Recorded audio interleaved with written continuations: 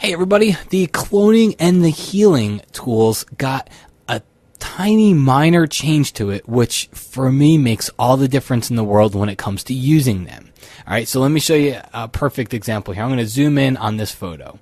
And what we want to do is I want to remove these lines from the photo, but they're intermixed in a pattern, basically, this pattern on the brick wall. But the lines are just kind of distracting to me. Okay? Well, inside of CS3, we had a clone source palette, which you now have an icon to get straight to it. Inside of CS3, you didn't. You had to go to the window menu. But now you can get straight to this clone source palette. And I'm going to turn off the overlay, which is really what to me was the main feature, but I just didn't like the way the overlay worked there. But let me show you what our problem would be if we didn't have this overlay at all. Alright, I'm going to hold down the Option key on Mac, Alt key on the PC, and I'm going to sample from right here. So I'm just going to click, and then I'm going to move my cursor over here, and I'm going to start painting, and watch what happens. We did not match the pattern on the wall up with what we were cloning over. Alright, and the reason why we didn't match it up is because it's just kind of you're guessing what your paint over.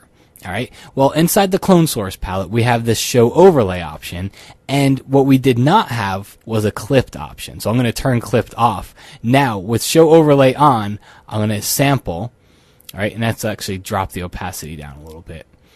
I'm going to sample, and you see what it's doing? It's moving an overlay of the image around with my brush, which was a step in the right direction, but it's just confusing. It's really hard to figure out what you're looking at. So now you have a clipped option, which clips the overlay to the brush.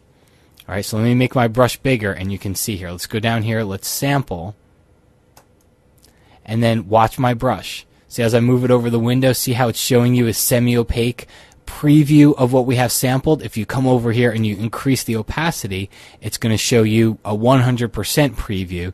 Now what I can do is bring this over, match it up to the right spot, and then click and start painting. And that way I get to keep the texture, I get to keep the pattern, and I don't have to have that annoying overlay throughout. It's just an overlay on my brush. It's a lot less obnoxious.